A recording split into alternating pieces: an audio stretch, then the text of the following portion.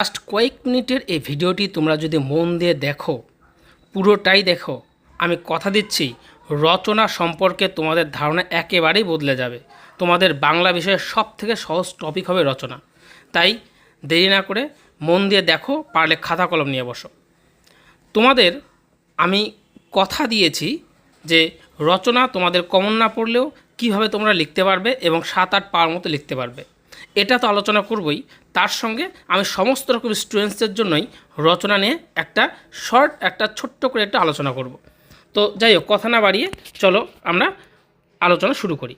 আমি স্টুডেন্টদের হিসাবে সুবিধার্থে 3টে গ্রুপে ভাগ করছি। দেখো, একটা গ্রুপ, দুটো গ্রুপ, 3টে গ্রুপ, এই 3টে গ্রুপে ভাগ করছি আমি স্টুডেন্টদের।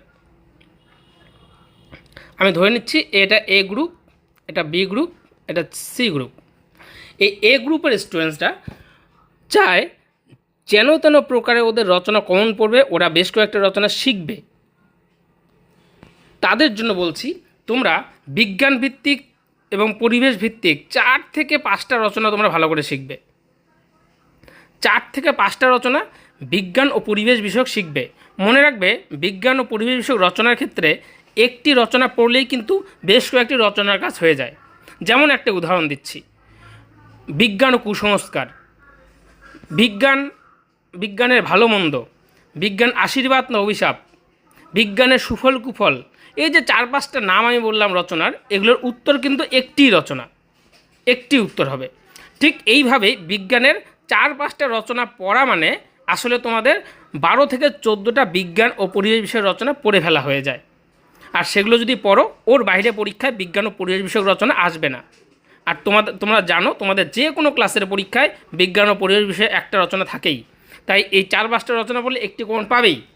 তারপরেও যদি তোমাদের মনে হয় আরও সিরিয়াস পড়াশোনা করবে, তাহলে তার সঙ্গে যোগ করো আরও 2টো রচনা এ বছরের জন্য, বিশেষ করে মাধ্যমিকের জন্য, উচ্চ মাধ্যমিকের জন্য এবং অন্যান্য ক্লাসের জন্যও বটে।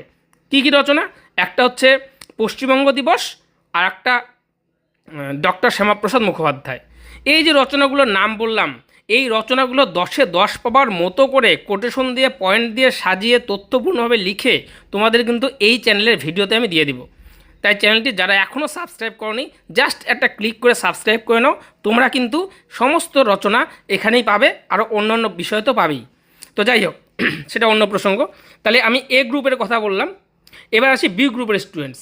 এরা মোটামুটি পড়াশোনা করতে চায়, মোটামুটি কয়েকটা রচনা দেখে যাবে, মোটামুটি পড়ে যাবে। তাদের উদ্দেশ্যে বলবো, তারা ওই বিজ্ঞান ও পরিবেশ বিষয়ক 4 থেকে 5টা রচনা শুধু এইটুকুই পড়ো, বাকি দুটো পড়তে হবে না। কারণ বিজ্ঞান ও পরিবেশ বিষয়ক থেকে একটা কমন তোমরা পেয়েই যাচ্ছ, এবং সেটা যদি ভালো করে নামিয়ে দিতে পারো, ব্যাস এনাফ, যথেষ্ট। তো হয়ে গেল। এবার আমি বলছি সি গ্রুপের ক্ষেত্রে। সি গ্রুপ অর্থাৎ যারা একদম প্রতিজ্ঞাবদ্ধ যে আমরা রচনা মুখস্থ করব না, আমরা একটা রচনাও শিখে যাব না পরীক্ষায়, কিন্তু আমাদের রচনায় একটা ভালো মার্কস চাই।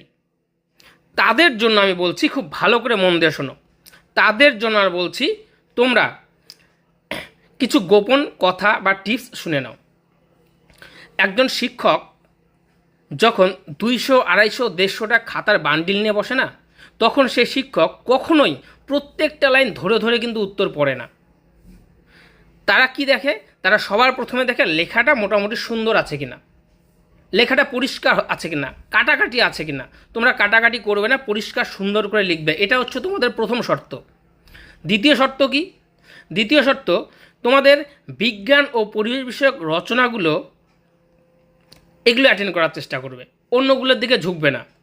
যদি সময় পাও তারপরে অন্যগুলো দেখবে, তাছাড়া তোমরা বিজ্ঞান ও পরিবেশ বিষয়ক রচনাই লিখবে। কি করবে? দেখো, তোমরা রচনা থেকে এই বিজ্ঞান ও পরিবেশ বিষয়ক রচনার এমন কিছু কিছু কোটেশন আছে, যেই কোটেশনগুলো সব রচনা, বিজ্ঞান ও পরিবেশ বিষয়ক সব রচনায় দেওয়া যায়। এই রকম তোমরা 10 থেকে 15টা কোটেশন মুখস্থ করে রাখবে। এটুকু তো কষ্ট তোমাকে করতেই হবে। জাস্ট কোটেশন 10 থেকে 15টা কোটেশন ভালো করে মুখস্থ করবে। তোমাদের যদি মনে হয় 10 থেকে 15টা কোটেশন, যে কোটেশনগুলো সব রচনাতে দেওয়া যায়, কোনগুলো আমাকে কমেন্টস করে জানিও, আমি সেই কোটেশনগুলো তোমাদের দিয়ে দেবো। একটা চ্যানেলে একটা ভিডিও করে আমি দিয়ে দেবো। যে কোটেশনগুলো সব রচনায় দেওয়া যায়। তো দেখো 10-15টা কোটেশন শিখে নিলে। এবার তোমরা পরীক্ষার কয়েকদিন আগে থেকে রচনা মুখস্থ করতে হবে না, জাস্ট বিজ্ঞান ও পরিবেশক রচনা যা যা পারবে শুধু দেখে পয়েন্টগুলো একটু মনে রাখার চেষ্টা করবে। তোমরা পরীক্ষা হলে হাতের লেখা সুন্দর করে তোমরা যদি 10 থেকে 12টা পয়েন্ট দিয়ে তথ্যপূর্ণ লেখা হতে হবে না, মোটামুটি একটা কিছু টপিকের ওপর বেস করে মোটামুটি লিখবে। সেই 10-12টা পয়েন্টের মধ্যে তুমি যদি 7 থেকে 8টা কোটেশন দিতে পারো, ব্যাস তোমার কাজ কমপ্লিট। তুমি 10-12টা পয়েন্ট দিচ্ছ, 7-8টা কোটেশন দিচ্ছ, রচনার শুরুতে একটা কোটেশন লিখছো, এইভাবে যদি লিখে যাও রচনায় 5-6 তো পাবেই, আরও ভালো হলে এমনকি তোমাদের 7-8ও পেয়ে যেতে পারো। তো এই হচ্ছে টিপস, এ লেভেলের জন্য টিপস, বি লেভেলের জন্য টিপস, সি লেভেলের জন্য টিপস দিয়ে দিলাম। তোমাদের এই রকম ভিডিও কিন্তু আসতেই থাকবে, তাই দেরি না করে চ্যানেলটি অবশ্যই সাবস্ক্রাইব করে নাও এবং অবশ্যই পরবর্তীতে তোমরা কোন টপিকের ভিডিও চাও জানিও। এর পরের যে ভিডিওটি আসতে চলেছে সেটি আরও বেশি গুরুত্বপূর্ণ, তাই দেরি না করে অবশ্যই চ্যানেলটি সাবস্ক্রাইব করে রাখো। ধন্যবাদ।